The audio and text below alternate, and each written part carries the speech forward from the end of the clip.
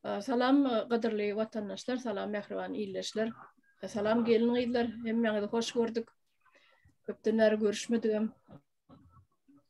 Salam aleyküm, salam vatandaşlar. Hiç yaxşı. Salam Oğuzcan, salam iyleşler. Salam arkadaşlar, salam. Salam vatandaşlar, iyi akşamlar. Salam vatandaşlar, salam aleyküm, qızlar, hemmeňize salam. Salam, hoş gördük hemmeňizi qızlar. Demek Halmrada gaýdyşýaly ýene de Türkmen gelin ýyllary ýygnaşdy. Ýene de şu siýasat barada birazjyk gurrun edeliň diýen. Birinji gurrun etmeli zadymyz şol neme barada ýanky adatdan daşary ýagdaý Türkmenistanyny girizmeli başlan. Şu adatdan daşary ýagdaýlary girizmeli Türkmenistanyny bunun giriliş usullary, ýollary näçe wagtlaryň girilýär, näçe barada birazjyk gurrun edeliň. Meselem adatdan daşary ýagdaý diýilende nämäni biz gödüňimizde tutýarsa, meselem adatdan daşary ýagdaý haçan girilip bilýär, haçan yurtda parahatçylyk ýok ýagdaýyna, yurtda ähli zat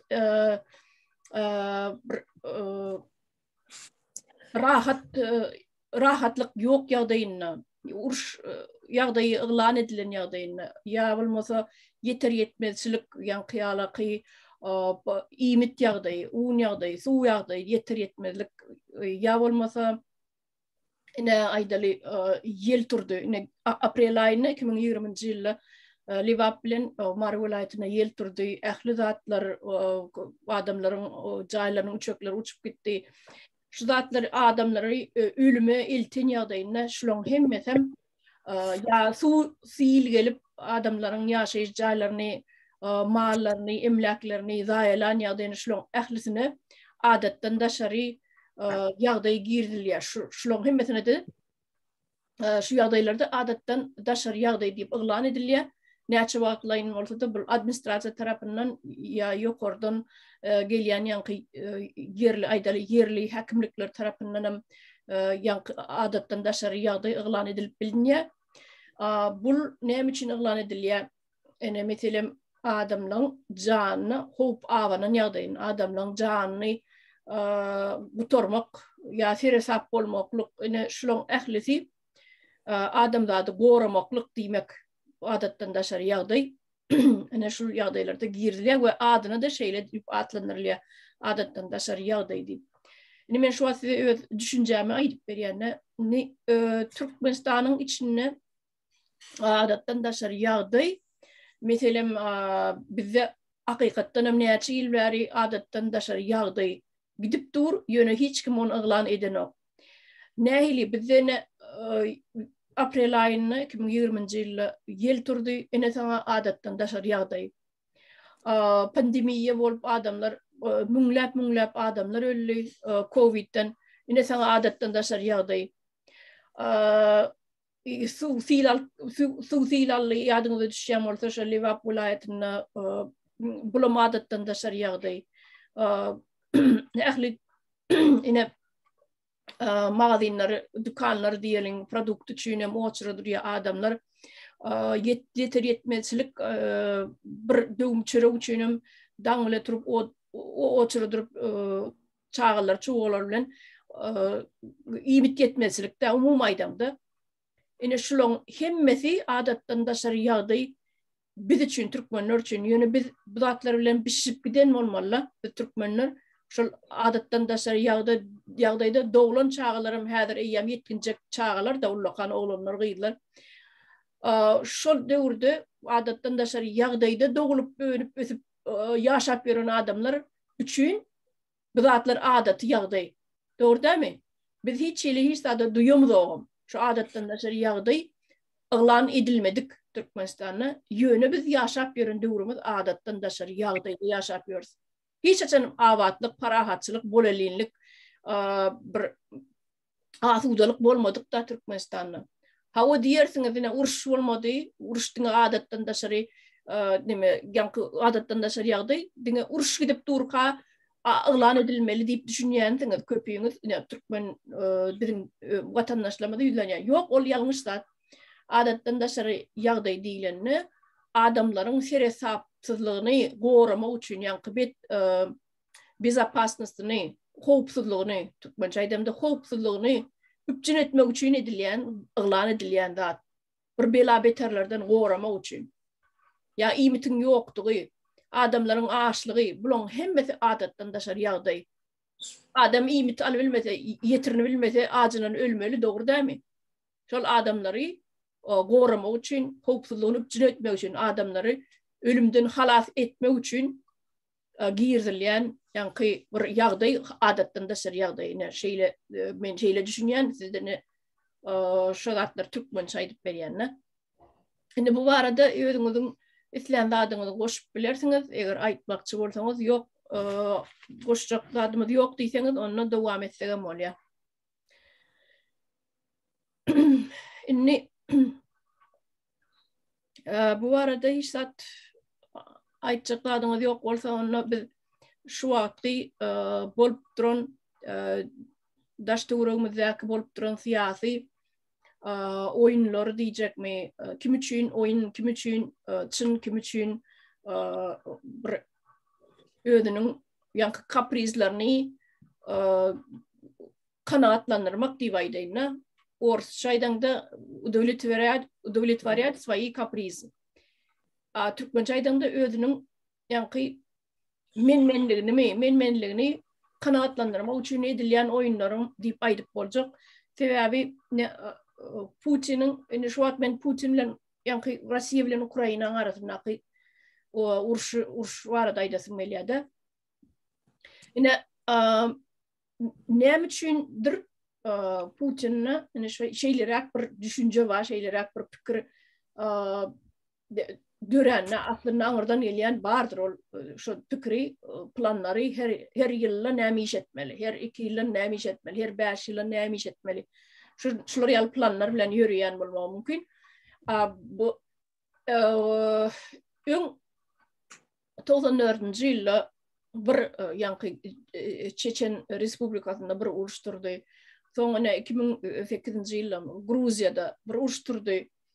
Soň 2014-nji ýylda ýanky 2004-nji ýylda başla 2004-nji ýylda ýene-de bomba ýarylyp ýanky uruş turdy nemede Çeçenne Ahmet Kadyrowy öldürdiler ýadyňyza düşýän bolsa.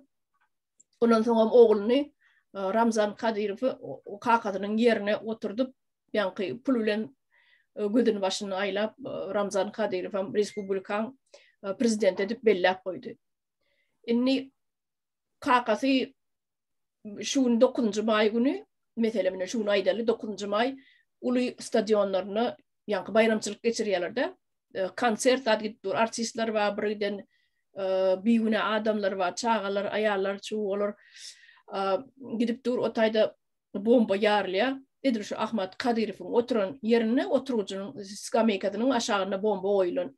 Şu döwrüm Russiýa, bütün Russiýanyň harby gullukları, ýanky harby armiýasy, harbylar goraýady. Ýöne näme üçin bombany hiç kim görmändir. Meselem bombany hiç kim görmändir, tapmandyr, bilmändir. Olatlaram oyun yalan elbette görülýär. Edil şol Ahmet Kadyrowyň oturjak ýerine bombany nähileten barlaman adam oturdup bilýän. Dogrydan öýden prezident ýanky şu taýynyň ýolbaşy adamsy. Sen şonu oturjak ýerine barlaman oturtmarsyňa. Elbette bulam oyun. Edil şoň aşagyna olam o makallarym o pult upravleniýa bilen daşda ýanky distansiýony ýaryp bolmaýan ýanky sim çekilip goýulan bomba bolmaly. O döwürde ýokdy, beýleki ýokardan neme bilen Sputnik bilen ýarylýan zatlar, o zatlar çykmady 94-nji ýyl, 2004-nji ýyl. Indi ondan soň şeýle zatlar bolly geçdi. Soň Krim 2014-nji ýylda Krim alındy Russiýa tarapyndan. Nämemişin bir wagtlar ýanky Khrushchev bu Krimi Ukraina berenmişin. Öň Russiýanyň sastabyna bolan Krim soň Ukraina geçirilenmişin. Nämemişin Hruşçov şatayda özüniň daçasy, özüniň rezidensiýasy bolan üçin şo ýerde dynjalmaga baranna şo Krimi şo Ukraina tarapyna beren ekenne, Ukraina territoriýasyna. Ondan soň 2014'te beýle boldy, urşsuz, goýuksuz galmagalsyz aldy Krimi bir 2 güniň içinde Russiýa.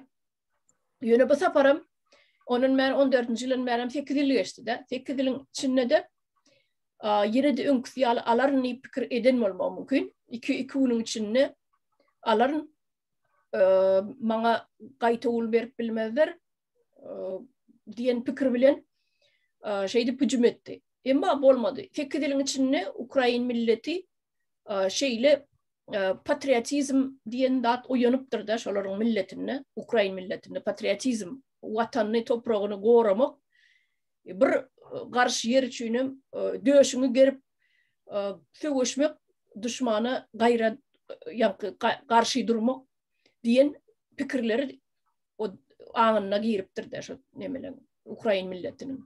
Inni Putin'in özüniň propagandasy var ada aýdamda. Meselem aýdaly Putin 2000-nji ýylda geldi daha. 2000-nji ýylda geldi. Bir sırok oturdy 4 ýyl. Soň ikinji syrogyna ýene de bellenni. Inni şol diktator döremez ýaly halk ikinji syroga saýlamaly däl. Ýene şo bir adamyny ikinji syroga saýlamaly däl. Näme üçin? Sebäbi bir syrokdan köp otursa, islenlik adam diktator bolup bilýär. Sebäbi bir syrok oturdy, halkyň gözüne gowy görünmek üçin ony diýär, ýa halkyň aýlygyny galdyran bolýar, ýa pensionerlaryň pensiýasyny galdyrýar, ýa ene ikinji doglan çağalara 250.000 rublan ýanky materinski kapital diýerler-de, enelik nemesi yani goýumy diýilip aýdaly. Enelik goýumyny berip şeýdip adamlaryň gözüniň öňünde gowy görünýär. Bu Putin. Soň ikinji syrok oturdy, soň şeýdip gitdigiçe köpelli ýanky syroklary. Indi gördü, bakdy halkyndan hem gaýtawl bolmady. Ýöne şol döwürde adamlar ýanky propaganda bilen, telewiziýanyň üstü bilen, propaganda üstü bilen, SMİ'leriň üstü bilen, ýanky joltay pressa diýip aýdyn. Şolaň üstü bilen adamlaryň beýnisi ýuwaş ýuwulup başlandy da. Putin näýli gowy, Putin näşeýle, Putin gülýäli eýle beýle diýip. Edýän işleriniň diňe gowy taraplaryny görkezip, sahna aňyrsyna bolýan datlary halk görenok. Esasan am garry gurty o çet owalarda ýaşaýan, ýanky pensioner garrylar görenok şu datlary. Şu datlary görmän üçin hem aýlygymyz gallyrdy biziňe diýär. Gülýäli prezidentimiz diýär, aýlygymyz gallyrda diýär, pensiýamyz gallyrda diýär. Garry adamlaryň näme aladysy bar? Pensiýasyny wagtyny almak, magazyna barıp oçura durmasyndan iýiçki zat, emme zat ýeterlik bolsun. Bolly garrylara başlat gerek, biram şu telewizor işläp dursun. Döwülmän Putin'i görerýär her gün akşam. Ene biziň Türkmenistanymyz ine deňejek bolýanlar şaýda biziň Türkmenistanymyzda bolan zat 20-30 ýylyň içinde näil derejede şol prezidentleri öwüp propaganda ýöretdiler. İlki Türkmen başı boldy, soň bu arkada Serdar boldy. Arkada başlam. Bu arkada boldy gaýdyp gara şu 30 ýylyň içinde biziň halkymyzyň hem Türkmen halkynyň hem ine şeýdip beýnisine ýugdular. Indi siziň hem şu barada näme aýdasyňyz gelse, özüňiz aýdyp bilersiňiz. Näme pikir edýäňiz şu Ukraina käbirler Rossiýski kanallary, Rossiýa kanallaryny görüňdi. Giýje günü Putin'i öwýärler, hem Ukrainany ýamanlaýarlar. Giýje günü Ukraina nämemişin? Ukrainada narkoman köpmişin, Ukrainada faşistler bar. Oturan parasat halky azar berýärler halka. Şo halky edýärler. Biz şolardan azat etmeliyiz. Faşistler var, narkomanlar var, alkoholikler var, maradyorlar var, teröristler var. Ene şolary diye, öyle şolar halky parasat oturan halky ýaşamaga beren oklar diye biz şolar azat etmeliyiz. Biz şolar azat etjek. Ine Putin'in bahanasy. Ine siziň öz pikiriňizi aýtsaňyz, şutaýdy Öyle tabii. Ben şurada söz alabilir miyim? Başüstüne. İlk önce bugün Novruz Bayram, vatandaşlarımızı Novruz Bayram bilen kutlayan. Sonra Ukrayna doğanlarımıza, yoğalallara kınancım bildiren. Sonra bir yana şurada belirlep geçtiğiniz öyle çarıva nemede. Nem için yani Ruslar köp nemede bizim Türkmen halk dep. Benim emine TikTok kanalım var. TikTok kanalımda şu Ukraynalılar hakkında hazırki bol oturan uruşlar hakkında paylaşan videolarımı hem yani bize Türkmenler Rusya'nı golda yaz dep hemmesi Rusya yener dep yazanları var. Köp negatifni yorumlar. Mesela Rusya'ya giden vaktim hiçbir Ruslar Türkmenleri halamaya.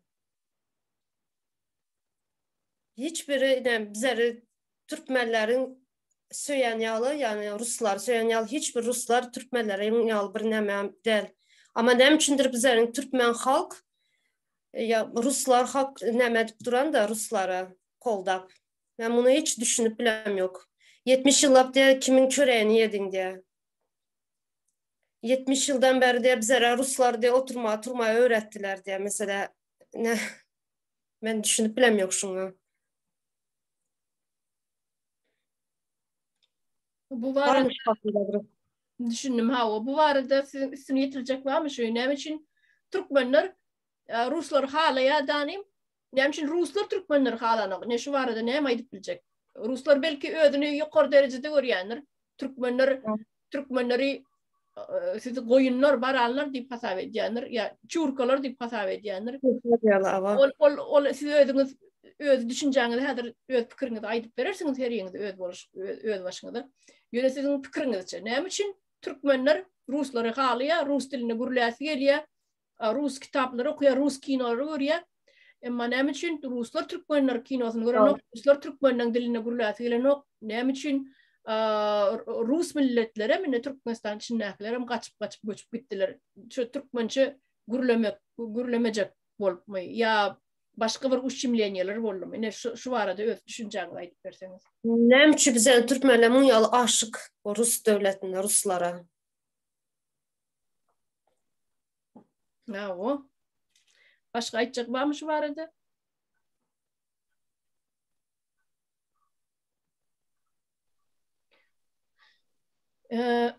Men özüm gıyt aytıp bereyim ben yaşlık dövrümüzde ne mekteplerde okuyadık. Daş dövrümüzde komşularımızın köpsi Rus gurulayan milletlerdi. Ondan biz islemesek olar bilen Rus diline gurulashmalı olyadık. Mekteplerde Rus dilini öğrendik. Okuyan kitaplarımızın hemmesi Rus diline de görüyen filmlerimizin Rus diline de hiç Türkmençe periyod edilmeyen çağalıktan şu televizyon 2 tane kanal vardı.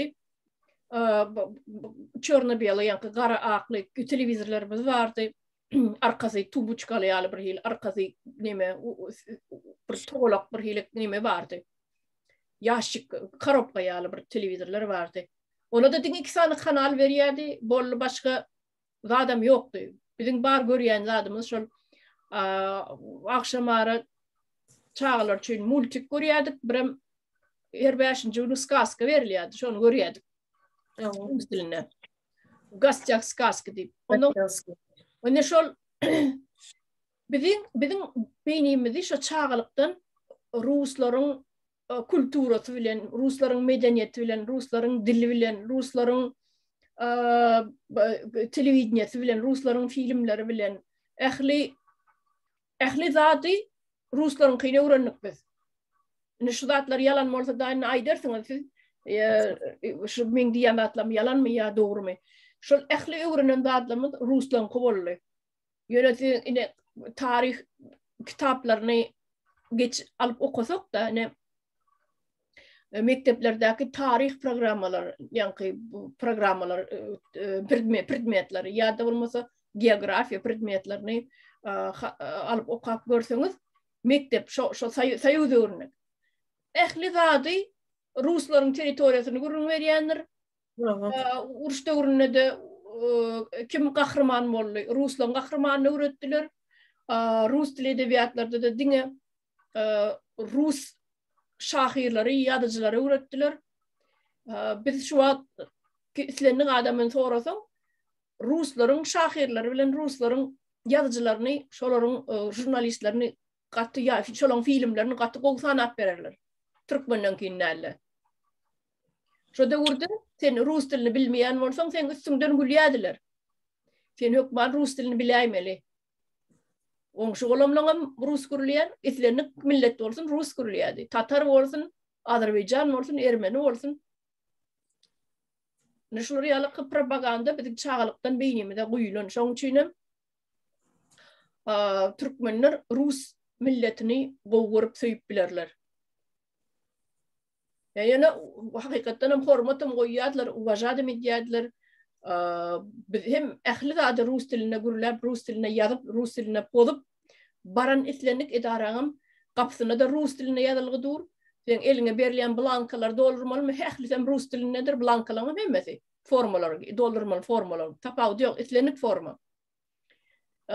Men şu ýerde ýaşandy ömrümde türkmençe forma görmedim. Yoktu, islenlik adresini büro var sen, dom pravleniya var sen, ya poliklinika var sen, spravkalar, mesela müdürüne spravka deyip bedalgadır. Türkmençe zat yoktur, kepilnama deyip. Men ýaşandy ömrümde yoktu kepilnama diýen söz. Diňe spravka diýdi hem mesela Rus harflary bilen islenlik baran ýerinde.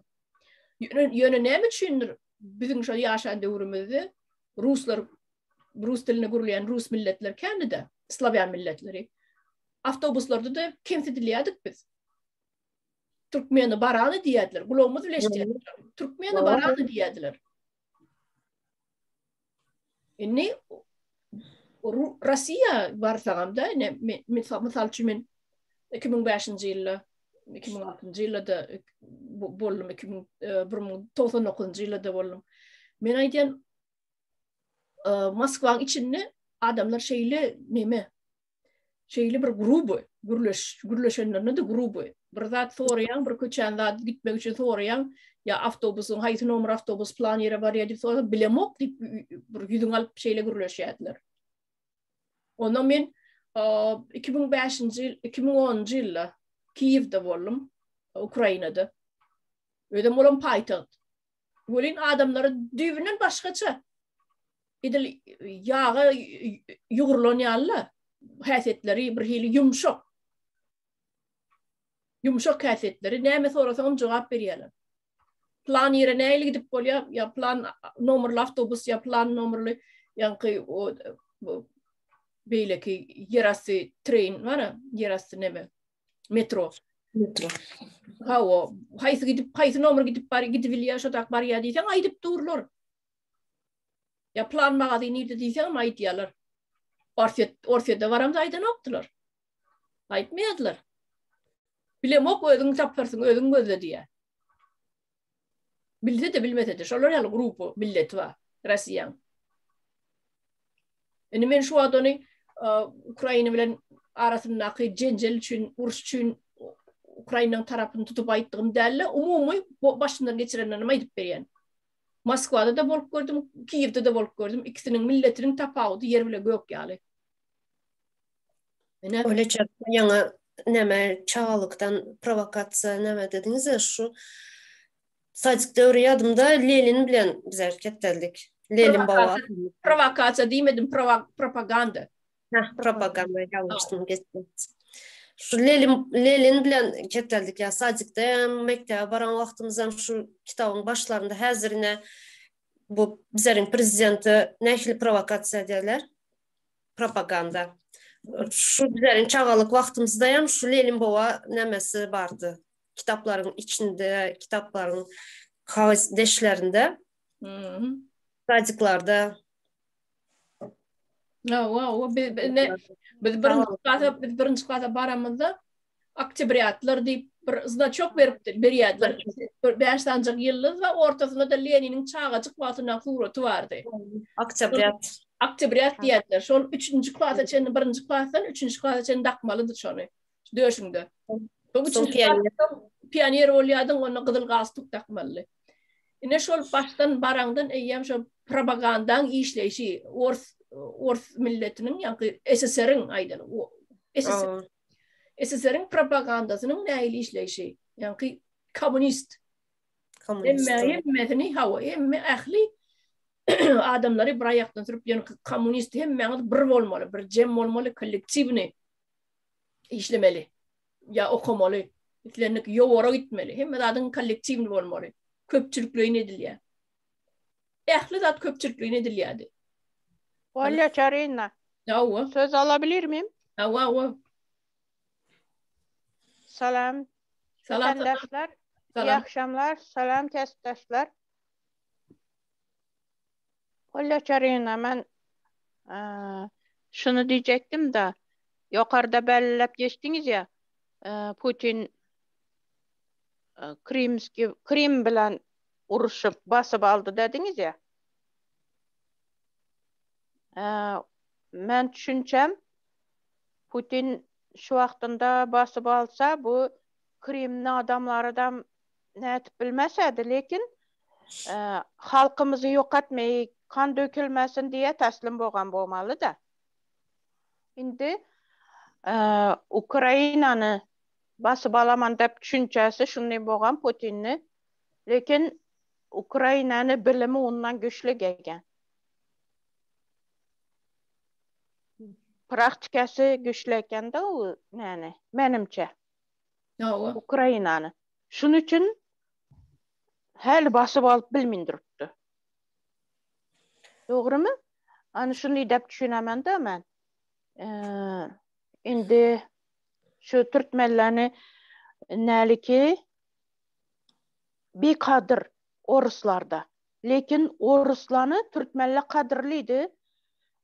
Türkmenistan'ın içinde bir yere barsan dokument işi bolsa mesela dokument işin bilen bir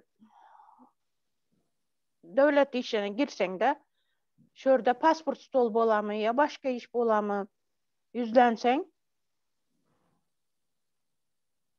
derula Orusça sana atvet kaytaradı. Türkmen dilini özlerden kadırlamaydı. Öz Türkmenini özleri kadırlamaydı.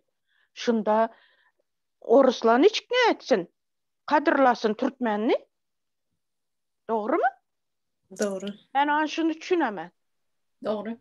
Özlerini içinde özleri Türkmen dilini kadırlamaydı. Bir kanun prezidentimiz yine bir ne bolsadan çıkış ne bolsa da Türkmençeni koyup Orusça gepliydi.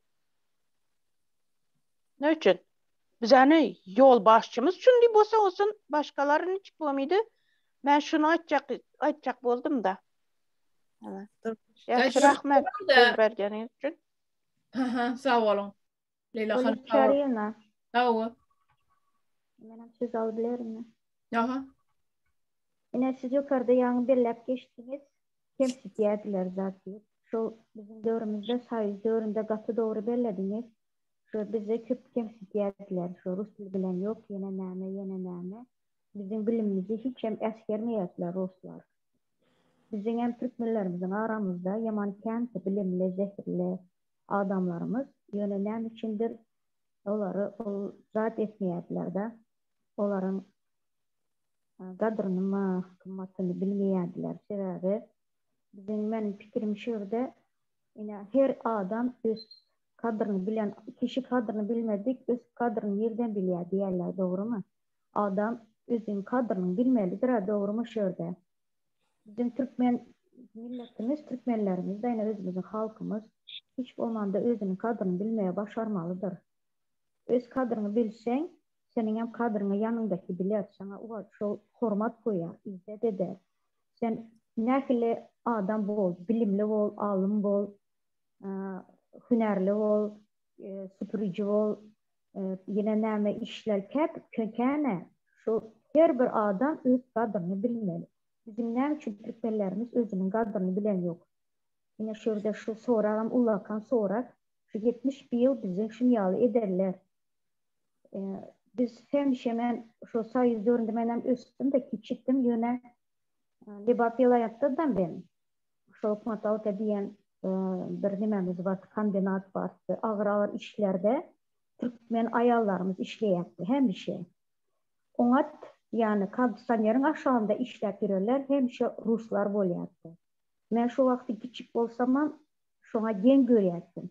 Näme üçin Ruslar onat yerde, ıssyk wagtynda salkyn yerde, soğuk wagtynda ıssyjak yerde işlemeli. Bizim türkmenlerimiz gara işte işleýär zat diýip pikir etýärdim da şu zady. Ine azı men ullakan boldum, yaşım uly. Şu zatları izme gidende indi düşünýän, bizi şey edip 70 yıl prosta var unijat yani eskermesçilik edipdirler bizim halkımıza. Şöyle bizim halkımız azıcık bolsa şu wagtlar özünün mertebesini düşürmeli däl ekenler. Azıcık bolsa da özünün mertebesini görkezip hemen yanında her kim bir-birinin yanında duran bolsa bizme moşu bir de gelmez diýen. Hiç bolandan hiç diýipdirler. Men şurada Türkmen halkıma yüzlenesin gelýär. Türkmen halkım, vatandaşlarım, siz doğan bizi hemmemiz bir Türkmen. Şu Türkmenistan bizim ata vatanımız, ene topraklarımızdır. Biz ene daşar yolda çıktık, daşar yolda nähili hizmet etýäs, doğru mu?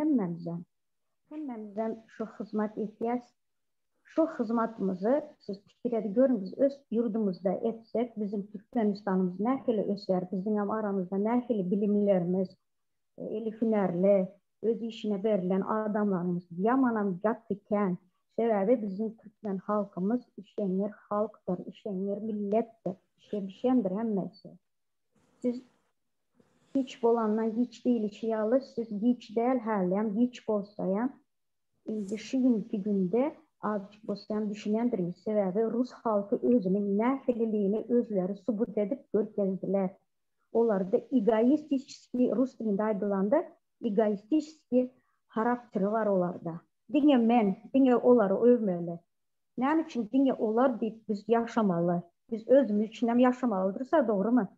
Özümüzün çağlarımız için, neslimiz için bir zatlar etmelidirse indi. Siz şurada nähili gün görüp durapsız. Sizin çağlarınız, nesliniz nähili son gün göre. Eğer siz şu wagtda, şu moment, şu häzirki wagtda şu zady tutmasanız, son bilem yok näme garaşjak bize. Men şu pikrimi açjak boldum öyle çarymna. Hawagat doğru. Sebebi her bir adam özü sıylamasa, hormatlamasa, senin kaptandaklaram seni baskılar. Görünüp duranda. Ne şu Putin'in meselede de birden ayrık geçesim gelýärdi. Şu ekspansiya diýerler de, ekspansiya diýmek birden giňeltmek, ulutmak, gowrumyny has giňeltmek diýmek.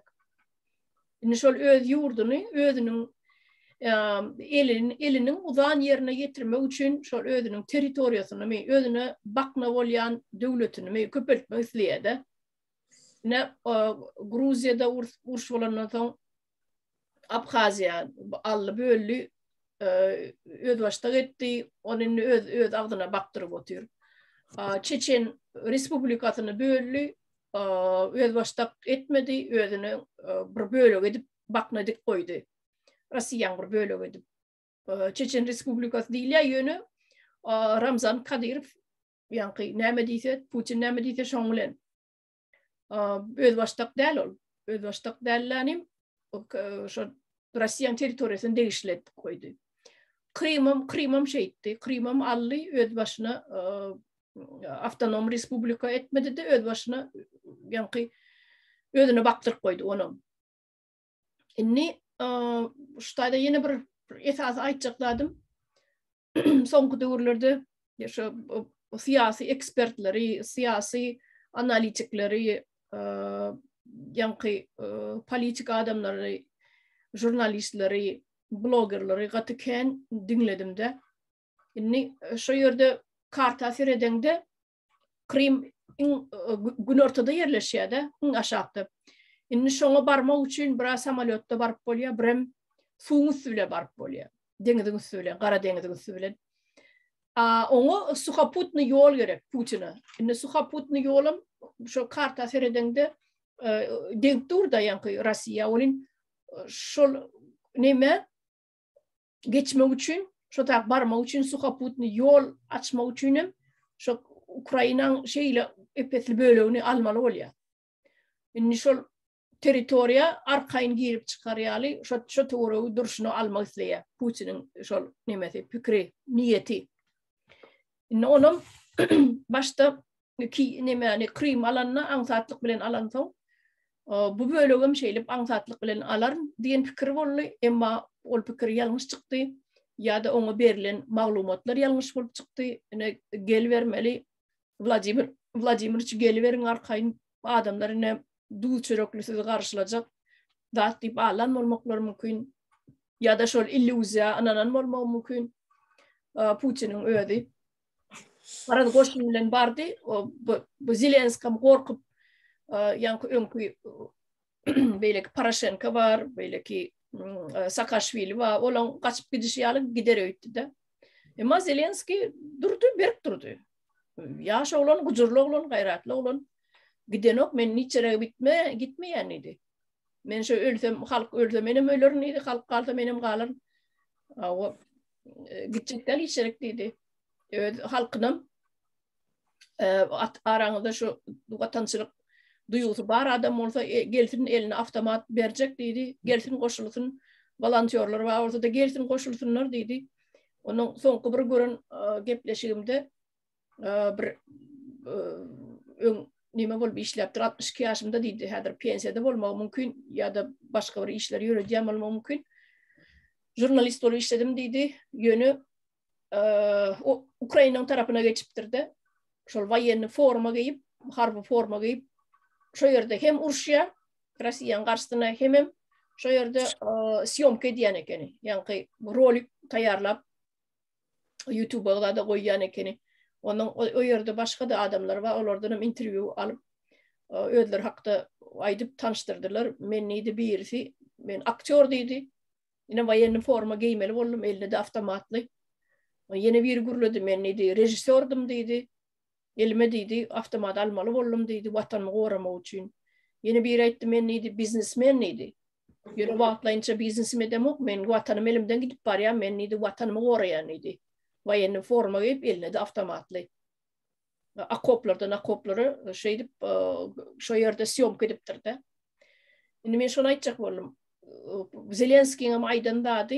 İtlenlik adam, volontör, vatanım deyip yürüyün uruyam olsa gelin size yarağı verecek uruşa katlaşıp bilersiniz deyip. Şimdi olan arasında ayal gıydıram var. Hayran alaymalı. Yine şol fikirlerin içinde Putin Krim'i alanı ver, fikirli işte de. Fikirlerin içinde adamlarda neyle şeyle bir entüziyazm döreptir de, neyle bir patriotizm döreptir. Vatan sevgisi döreptir. Yani şunu şu ayda görebiliyorsa her yemiz bolup geçen dağıtlar YouTube'larda idarlayan her bir videoda görüp oluyor şunu. Halkta patriotizm döreptir. Eğitmeli, ne etmeli, beyitmeli ene toprağını toprağın vermeliler düşmanı. Mesela yalı fikir döreptir. Yürümine hayran alım berekella deyip bana el çarptım şu Türkmenistan'da şu açılar yalı vuruş ılan edileyse kaptanlık İslamik devlet Uğanistan olsun İslamik devlet vuruş ılan edileyen yağdayını bizim Türkmenimizde patriotizm değil dağıt yok. Bizim Türkmenimizde eline yarağı alıp vuruşayın vatanımı korayın toprağımı korayın diyen bir neme yok. Neme değil ya ona bir entüziyazm yok. Yani bir vatandaşlık duygusu yok. Patriotizm yok. Öldürülün. 30 yılın içinde öldürdüler patriotizmi. Ata vatana bolon bizim buytoncumuzu, bizim duyguyumuzu öldürdüler. Şol propaganda bilen erteden akşama açan Türkmen başı yine erteden akşama açan Tonkon meşinin içinde kurban oluyor. Arkada başka da yok. Televizyonda başka da yok. Dine şolun propagandası. Ol demeyengem dine yüzünü ovadan tarafını görkediyorlar. Ovadan binalar görkediyorlar. Şadı kurramlığı, bayramçılıkları görkediyorlar. Novruz var ya, beylek bayram. At çapışıklar. Çekmeler. O beylek sahnan yankı Türkmenistan'ın beyle tarafım var. Dine ak ovadan tarafını görkediyorlar. On kara tarafım var. Halkın aş tarafı var. Garip halkın yengse tarafta. Garip halkın yaşayışını görkeden oklara. Ana demokratiyan yoktuğu.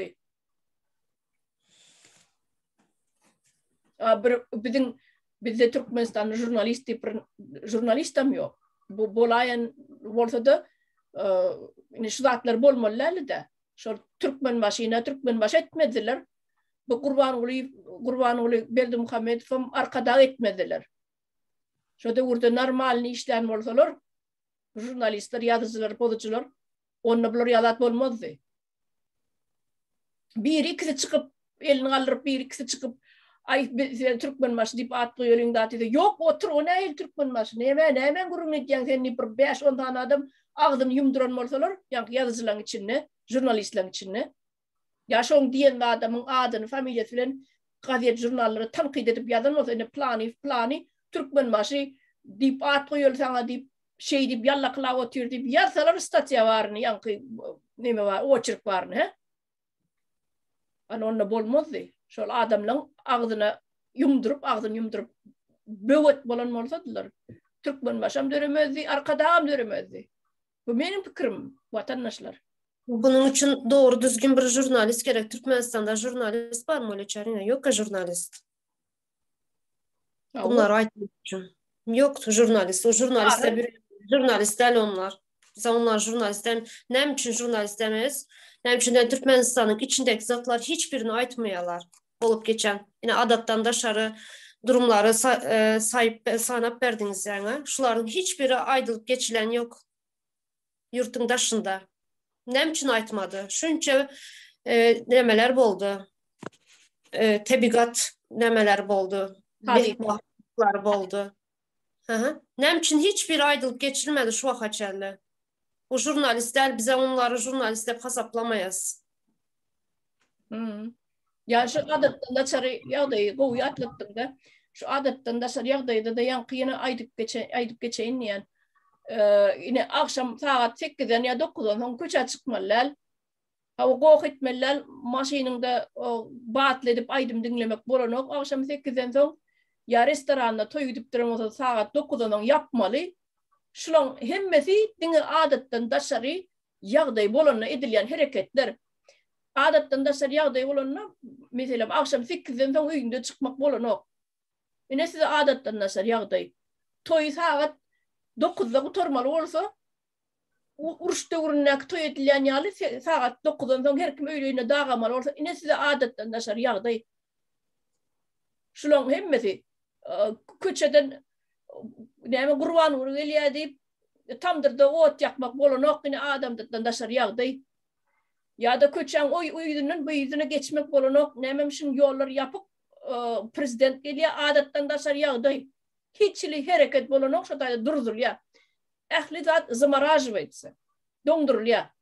İnes şu adattan da sarı yağdayı değil ya. Neçe günden yapıyorlar bunu. Aynalan açık olmalı, aynalan için yapıp olmalı. Ne mi bomba yapacak olup duruyor. İt pişikleri bile dinleyorlar. İt pişikler bile sokakta, köşelerde gezdirmeyeler. İt pişikleri. İt pişiklerde ne mi bu ne var? Onlar eline avtomat alıp sen kurban oluyor atacak olup duruyor. O it pişikler. Orada ne mi bu ne var? Hayvanlar. Olacan bu var adattan dışarı yağdaydan am ziyade komendantski ças. Yine iki komşu uyuşup oturup bilen oklar. Yine.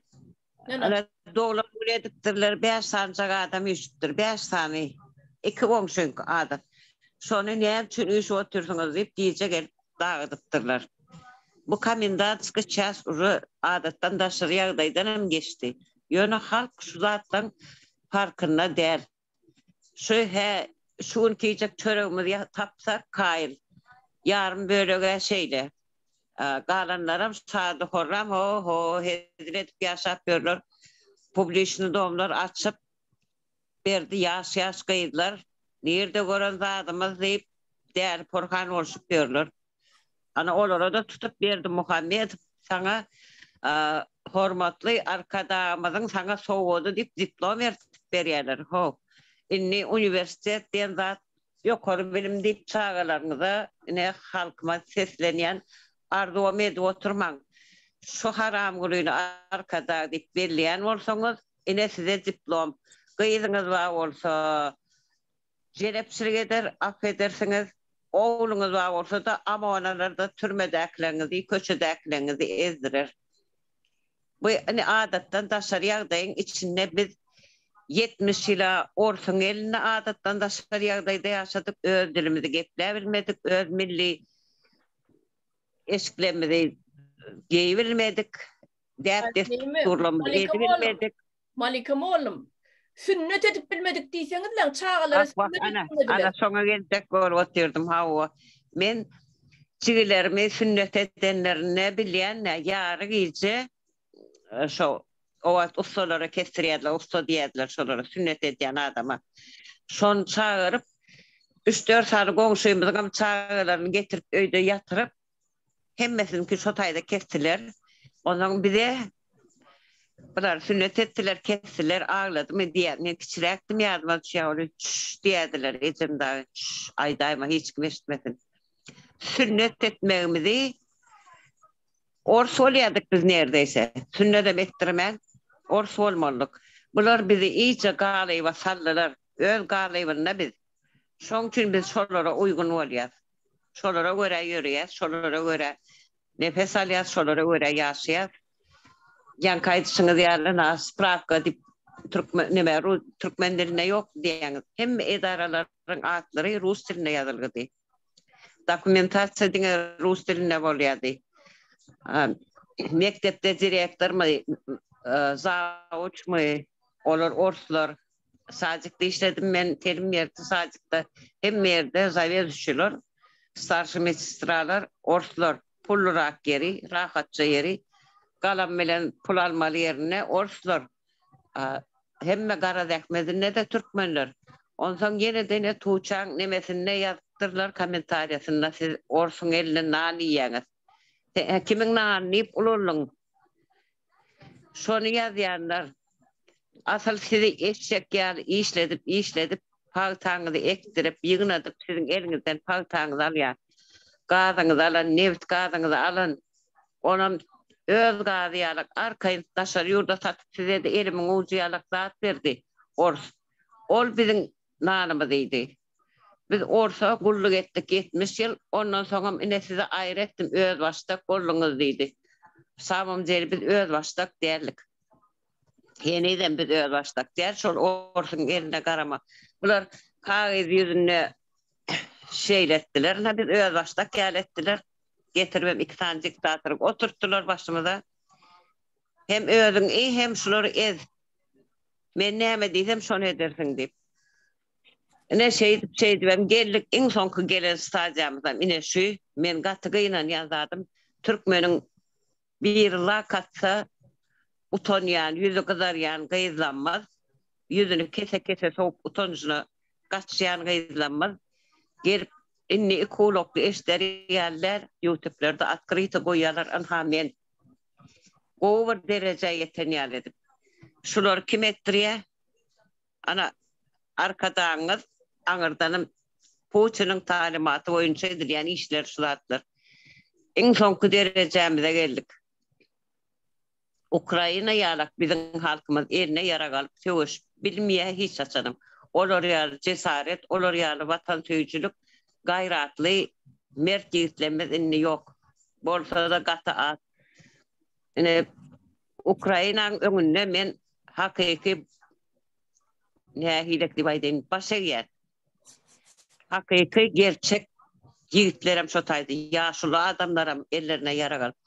Ayarları ona bir 2 kilo olucu ayar bakır ne izlentiniz sizem eline yarağı algıya balotu neme çamurların palçıkların içine yine yıkılıp düşüyor yine de algak git var ya şeydi vatanını koruyacak bizde var mı hani ayarlı izlenmez bizim ayarlı izlenmez ekide publish'in doğma soktu beynisini iyice yıkadı öngörgüsün beynimiz vardı inni onam yıkadı. Yine de son o haram oğluna Serdar Can prezident oldu. Siz neme güveniyorsunuz? Eceniz oğullu uğranıyor. Serdar'a güvenmanız neme? O kırıp duran adamların sağlık hesabı yok. Allah bizim mağlayımızda ölmendir şu kurban ağa. Yine aydıp verdi. Bizim ne bir yigitlenmedi. Türkmenin bir gözünü açıp oğluğa yürüdeyecek, elinden tutacak adamlarımızı öldürüp yok ettiler. Şolon hostarları, ya bu ölen eskerlerin hostarları, ya da ne Ukrayna'da ölen yaşataydı savaşın içinde kalan oğlan kıyızlanmadın en atası yok mu? 10 tane oğlan varsa 20 tane en atası olmalı şolon. Hiç mi ses seda çıkmıyor. Size hükman şoň için üniversitet utarmak gerek gel. Bir çağını söylemek için üniversitet gerek gel. Допустим, siz cahil, menem bir cahilim biri. Yöne men çağıma попробуй только biri ağzını açtın. Men etini yiyerim. Elime yara gerek gel. Dilim getlep dursa, iki elim dırnağım bilen dırnaçaklar oluyor. Sen bunları getirdin. Men çağıramı neyim için getiren oktu. Geplen hoğusu, beydip, çepek çalıp, yalakalı edip, prezident belleğinizden ya oğlu atasından iyi bağlı var mı? Yine patriotizm, yine Ukrayna'nı görün. Yine Ukraynalardan örnek alın Türkmenler. Vatan nehilik oral ya. Size arkada ertir kaçıp gidenine iyidine Türkiye alıp gitmez. Yörün siz mene yalakalı edittiniz, men sizi kutorayın değmez. Sizi öldürüp kırıp var ya. Vatanınızdadır hemme bolacak yeriniz, yaşayacak yeriniz, ölecek yeriniz, önüp ösen yeriniz. Şu tay siz koramana borçlu biz. Biz ölünçak şonu koramana borçlu. 7'den 70'e hemmemizin borcumuz şol.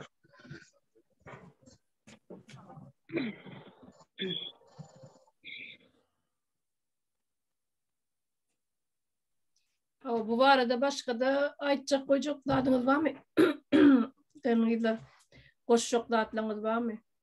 Öyle çarınamel şu biraz konstitusiya hakkında biraz göründeşli etsek diye. Okay. 2 tane maddesini okuyacak. Şunun hakkında. 30 yıldan beri Türkmenistan'ın bir kanun hükümeti 8 geze konstitusiyanı yazıp bozdu. Ama yine de şu yazıp bozan, özlerini yazıp bozan konstitusiyasında maddelerde özleri bir kanun işler ediliyor. Şurada 25. maddede her bir adamın öz şahsı durmuşuna ettilikli gatışılmagından şonun yalı da habarlarının telefon ve beyleki ara gatnaşıklarının sırrını saklamak, düzgünlerinin bozulmağından, öz namusuna ve at abrayına hıyanet edilmeyinden koranmağa hukuku vardır. Şurada hazır şu Türkmenistan'a giren vaktiniz aeroportta yani Türkmenistan vatandaşlarının telefonlarını barlayarlar elinden alıp. Ama bir de yazılanına göre hiç kimin telefonunu alıp bakmaya hiç kime yani hiç kimin hakkı yok. Bu ucu kanunu özleri bozanlığa geliyor. Şu hakta biraz yine göründeşli etsek. O dine aeroportdan del mektepte okuyan çağılan elinden telefonlarını alıp barlayalar diye. Nirelere gidiyorlar, nirelerde haydi YouTube'a giriyorlar, ne mi diyorlar? Haydi Telegram'a giriyorlar mı? İmo giriyorlar mı? Ne miler paylaşıyorlar? Ehli dadı seyrettiyorlar. Ehli dadı. Namusuna ve atabrayına hıyanet edilmeyinden koranma hukuku vardır diye. Şurada aeroporta giren vaktin kızlardan, ayal kızlardan sorayalar. Ne meşettin, nerede yani ne meşettin, ne kim bilen işledin, kim bilen yaşadın, hemmesini yani sorağa çekerler. Ne mi hakkı var bunları soramağa? Bir de kanun boyunca bunları soramağa hakkı yok bunların. Özleri yazıp bozup yine de şu nemedip kanunlar bozuyorlar özleri. Şu yerde bir tat var da şu migrasyon işgärlerinin özleri bilen oklar kanunu. Şu konstitusiyanı eline alıp okap gören adam del olur. Neslerinden soray. Haysi maddanı, plan maddanı aydıp verdiğini aydı bilmezler. Olur yüzüne seyredip Senine Türkiye'de da durmuşa çıkan gelin kızlar var. Bizim Türkmen gelin kızlarımız. Şolardan soruyor diye. Men durmuşa çıktım dokument etmeye geldim. İyiydim uçup var yani neyse. Türkmen eğer tapmadın mı diyeyim şimdi. İşte şu var. Türkmen neyemesi o Türkmenlerden deyip soruyor diye. Neyle utandırıcı ayıp bu soruları veriyorlar.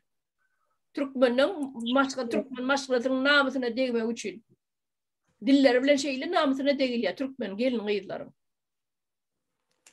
Şular aytma hiçbir hakkı yok. Telefon al, eline telefon almayam hiçbir hakkı yok. Hiçbir devlette yok. Aeroporta giren vaxtın elinden telefonunu alıp barlamaya hiç kimin hakkı yok. Yok hiç yerde. Nem için Türkmenistan'da var bu zatlar. Nem için? Benini ödüm ken uçuyanla beylak başka yurtlara uçuyanla olin henit elimden telefon alıp barının yeri yok da. Yok. Bu neçen yok. Hiç yerde hiçbir devlette yok. Yeryüzünde yok bu zat. Ayıp odatlar etmek bolunu qadağan odatlar sen telefonu her kimin özünün şahsı telefonu yani telefonu özel hiç kim alıp bakma hakkı yok telefonuna. Tuğçe hanım. Ne только o telefon barlıydı. Yükünen barlıydı. Yüklerin bagajını açıp hem zatını çöz etip gerekeni aladı. Yine bu yasak olmuyor. Bolanok. Bu bolanok. Yesat bolanok. Lekin özlerine boladı. Olsun. Yine dağın adattan taşkarı bu yüklerini barlap, telefonlarını barlamak boladı. Kızlardan, Türkiye'den getirgen insanlardan mesela getirgen heleylerden nereden geliyorsun, nämettin, nerede yaşadın, kim bilen yaşadın, onlarını soruyor. Ondan sonra öz yurtumuzda yürgen yaş kızlarını şularını özleri soramıydı. Özleri bızadı şularını. Qarang, bularni düşüncesine qarang. Engsesindeyini göredi, manglayındağını görmeydi. Doğru mu? Ben anışını dep düşünemem. Şu yaş kızlarını özleri buzadı bularni. Neme de Leyla Hanım sizin diyecek olan adınız şu Türkmenistan'ın konstitusiyasının 80% yankı Türkmenistan'ın hukuk koruyucu. Kanundan taşkarı bu. Öz adamları 80% bozuya, özleri bozuya. Özleri buzadı. Özleri bozuya. Organ işgarları buzadı şunu. Ediliyor. Yine birden kara menet etip, bündep işlep, pul kazanıp, birini kazan tavakını yoğup, birini göttünü artıp, şundatırıp, halal menet etip, işlep bargan pullarını, bu ne çamat, ne için nereden getirdin bunu, bunçalı kazanmışsan, nişetip kazandın, anşularını soruydular. Ulanı harama çıkaradılar. Lekin özlerini haram işetip oturganını bilmeydi bular. Atıp taşıydı yüklerini. Biliyorlar bilmesine. Denim halktan çıkmansan eden ettilik ediyorlar. Şunu açmak. Hem sessiz oturarımız için. Halk yerli yerden ne aradığını bildirmeli, demeli, konstitusyanı öğrenmeli, şu şeyle yazılır, talep etmeli. Yankı öyle çarevine aittığınız Türk'ten başka Türkmen'inde eğer yok mu? Plan elbet sözlerle dile getiriyorlar. Onu benimle bir akurat ne yani aittığınız şunu aydıp veriyenler. Şonu diymek hazır Türkiye'de bir yerine şonu deyse dille taciz etmeli diyer. Hükman suda verir. Bunun cezası var. Göz tacizli, dil tacizli deyip şonu statyaları var Türkiye'de. Yine şu nimeleri cezaları hak eden adamlar. Öz yazan konstitusiyasını özleri bozup bu halk oyunlaştı. Bunlardan ses seda çıkmaya edeceğimi de biliyat diyorlar. Orsa iksanın maymunu oynaya atalı ol. Bunlarım halk etkiye, Türkmen halkını etkiye. Konstitusiyasını yine biz okuduk hemmemizin elimizde var.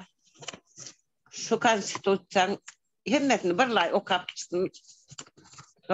Şun içinde yekececi yürüyer o diyeceğin yok. Yine şular doğrudan bir yaşayın edilip verdi. Hiçbir. Yine Konstitusyon 7. maddesinde aydı. Hiç kim rayetliğinden ya da rayetliğini üyt götmek hukukundan mahrum edilip bilinmez. Türkmenistan'ın rayeti özgü devlete berilip ya da Türkmenistan'ın çeğinin kovulup çıkarılıp ya onun vatanına kaydıp gelmek hukuku çeklendirilip bilinmez diye. Bizimkinden için çeklendiriliyor. İllen koronası, karantini 6 aydan fazla geçmeyedi. Bizimki 2 yıldan geçip gitti. Hani nerede konstitüsiyon verdim Muhammed. Bana ben yazmadım, sen yazdın. Evet. Aç yolları. Hükman aç. Olmasa da sana açtırar. Şu yazan konstitüsyonlarını yeke okap hemmesinin cezasını intikat gençliğini alır biz bunu. Aydılacak saat katken verdik. Türkmenistan'ın rayetlerine, Türkmenistan'ın çeğine de onun çeğinden dışarıda da devletin goruğu ve fenakarlığı kefillendirilendir diye. Biz içindekilere sırattan, hukuktan peydalanan noktasındaklarım. Bu olmasa kiloz mezarlığı da olmazdı. Sen halkına seyretken olsan, devlet goruğu altında bolan olsa Türkmen halkı, sen yürüytü adamlarına göğe verip her yılla bizim oğlun namazı kırdın. Sakta vodka bilen, öz elin bilen, zehirlep öldürdün. Şumu sen korudun, şumu bizim kepilnamamız. Öğünde ayağımı uzadık deyip yalvaran hastaları sen ne için ekitmedin? Bu mu sen konstitüsyon? Sizin başını delip beydip götürün şunu. Gözünüzün yaşını yannak bilen süpürün. Sayladınız değil mi sol haram olun doğmasını? Ya bu bize az ol ya, bu oğlan biraz çektirsin, niyeniz mi? Konstitüsyon sizem tapındı okan. Şun yekece birem kada kanuna layık yekece edilen ok. Türkmen halkı verdi biz biliyoruz. Siz anırdan çalacı isteyersiniz. Bir tutaydı içinde görüp gör, bilip gör. Halk ne el cevir çekkenlik. Şun için bilin şu adam der hoşu. Natsist barıp yatan. Öz Türkmenin yeketek düşmanı ile şu. Bir millette de yoktur. Öz halkını, öz eli bile kıran. O konstitüsyada şu bir kilveri Türkmenistan'ın rejimine karşı görüşüyor. Görün inni täze girdi de şol bir 2 yıllıkta Türkmenistan'ın prezidentine dil getirmek bolanok deyip. O ne emek ona dil getir. Ne dil getiriyor?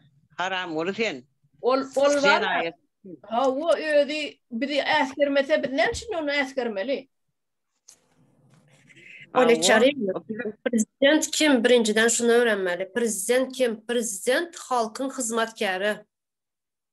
Halka hizmet etmeli prezident.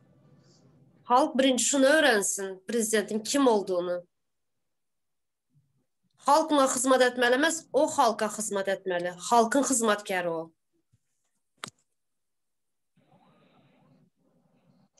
O sürüyün olmasa sen çopan ol, men çopan deyip eline sayar ayranan da sen neme koyun nerede? Halk olmasa o hiç kim? Yine halk olmasa sen kimin prezidenti sen?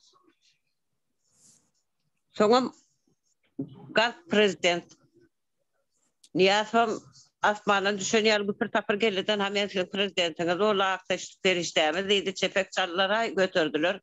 Halkın arkaman etti. Gıyızlarımızı lol etti gitti. Bu ondan beterin etti. Sonra ne mesela atandan ve mirasın mı Türkmenistan? Ona bizim sen akrabaların oluyorsun. Ona bize de gözayla. Oğluna verip ondan altına kalıp o ne mi? Monarşiya. Senden varsa lişne özmem hasap soracaktır. Men görmeli seni. Sen şu tayda men Türkmen halkımın çekip gören memelerini men eşitip yerini istedik men keser oldum. Men Türkmen halkım bu eziyet eziyetleri çekmeyene dastoynu değil. Sen halkı beydip ezmeyene hakkın yok. Sen tohum tiyicin ezmeli. Sen o meğerlik kulüğüne geroy veren olup ne mi ol? 41-45'te uruştum ol. Ne emetti sen kiyar haram oğul neletkerdi oğul doğuran çün ona verdin mi kahraman adını? Sen eceniz ölmeyen dursa bak ona sonra sözlenmedir. Gepleme öğrensin, hakkını sonra öğrensin. Şunu yalı konstitusyonu alsın önüne okasın, hakkını sorasın. O doğru, katı doğru. Her bir vatandaşlarımıza da maslahat veriyoruz. Şu yerden konstitusyonu elinde alında okap görün. Siz haysi doğruda yaşap görürsünüz. Sizin üstünüze ne hiledip ağalık sürülü 30 yıllar şılatları öğrenirsiniz. Ondan belki şundan sonra hak hukukunu sorama öğrenirsiniz. Benim her şeylere verecek maslahatım vatandaşlarımıza. Hükman özümüz. Hakiki öyle doğru aytcan. Öğrenin, hak hukukunu öğrenin. Soramağa öğrenin. Ne için sen ağzındaki çörüğünü bir alıp özün sana yedirmen, sana vermen, özü iyi oturuyor. Sen sesini çıkarman oturacak. Ne için? Ne için deme öğrensinler. Sebep ne için deme öğrensinler. Ne o? 15-16 yaşan kıyızlarını bozup dayala yapıyorlar. Yoldan çıkarıp yapıyorlar. Bir enata vardır. Kıyızı olsa bir iyiliğini avrayla bir durumsa çıkararın. Oğlum olsa adam yadak bir halal tüydemen yerden Türkmenin gepi vardır. Maskal alsam deyip. Siz şu kıyızlarınızın geleceğini fikir edin.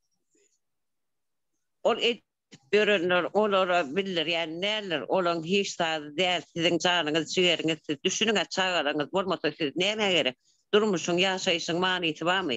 Azıcık özünüzü koran, bir sinek olsa da yüzün, elin şey diyensin ever. Sizin çağırınızı, özünüz öpmeyene kıymadık, kıyıcağaçlarınızı ne edip görürler?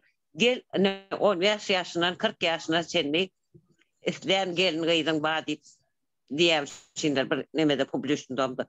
Men onu tanıyan, men şeyde hormat koyup veren hocalarımdan biri bana aydıp verdiler. Men barsam şol adamların yüzüne tükürecek.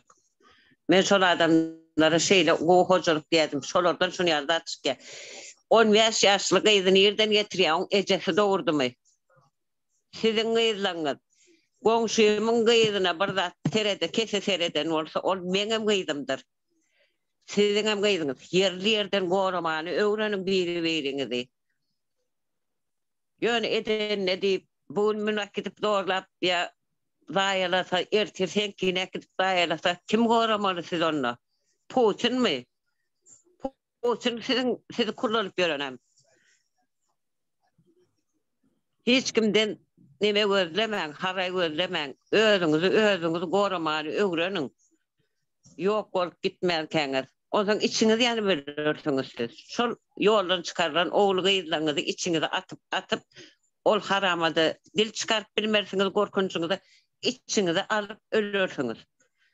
Ve itmeyin. Bir azıcık adam yalak olup yaşayacak olur. Dünya biz Türkmen nerelerden gelen Türkmen o Türkmenlik her dünyanın her yer yurduna yayılan Türkmenimiz var bizim. Tarihinde şeyle o atlı avraylı Türkmen. Öyle şu milletlerin içinde kehan olan Türkmen aslında kehan ağzalan tarihim katı güçlü edermen vatan söyür kılıcından gandam duran yigitlerimiz olan Gülcemal Han diyen bir ayarların içinde han ol dören Türkmenimiz. Şolun adını nelet getirmeyen bir geçmişinizdeki atababalarımızın adını ısnat getirmeyeli. Bir hop deyip kalkınan yerinizden bir oyunun. Bizim canımız yani sizin için şey edilip gören hem merakları. Size şey edip dene edip düşünürüp ağzınıza çiğneyip bir oturuna yaşlanmaz. Tövreme 2 tane o oğlanlarımız bizim Allah razı olsun. Öldür için eden o Türkmen halkın bir yaşasın adam yani yaşasın niye? Çağacıklara gelecek neslimize şunu yer şefler döröd oturuyorlar, okullar, hem meraklar. şeydir o Türkiye hep goracak bolayın. Zanınız bağırsa içinizde.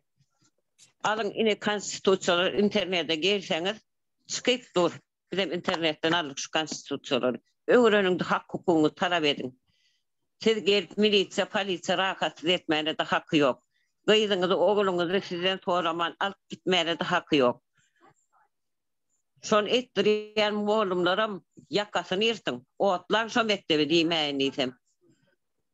Ve etmeyin. Siz oku öğrensin deyip, alım öğrensin deyip koyuveriyeniz. O tay yoldan çıksın deyip koyuveriyeniz. O çağırınız. 15 yaşında kız demek. Ne demek onu? Tek çağı.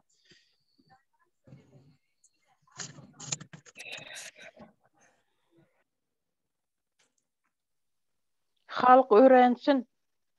Bu bir kanun prezidentten soramakны. Sen oğlun ne için bir kanun prezident bolup biledi? Neden biz onu çağalarımız Ukrayna'da bombanın astında kalmalı dep? Doğru. 280 sanak student alıp geldi arkadağım deyip onun ağzını doldurup kırın eteceğiniz. Sen halkın 282 tane studentlerine var atmayı. O tayda galan ölen studentler sen halkın değil mi? Şolun Çağası çağa, başkanı çağası çağa değil mi? Onun yanında var otobüsler, o samolyotlar neçe? 200 mi? 280 dediniz mi? Onun yanında bara bilen getiriyorlar. Ya o hamala lokallar iş bitirdi. Şonu neme koyarlar? Reklam yine görsün halkını yığınapıyor. Biz kördele. Rusya'da neçe sana, Kazan'da neçe sana studentlerimiz var. Ukrayna'da neçesi öldü, neçesi savaşın içinde kaldı. İşte o tür internet var sağ olsun. Bekleyin, sizin çağırınız. Ay ölse o oran diyecek mi? Yine çağırır, şunu yaşatıyorsa. Şolur için işleyesini çeydip değişmez dram döküp taşınla. Ondan ben çağırlanma sen bir yeri dokunur mu?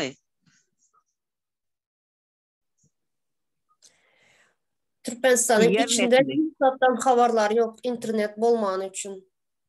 Bizler yurt dışında göre oturup hem zaten berde internet var. Türkmenistan'da internet yapıp yurt dışında var internet. Bizler her zatı göre oturmuz. Neçe adam kaldı, neçe adam geldi, neçe adam öldü. Hem zaten haberimiz var.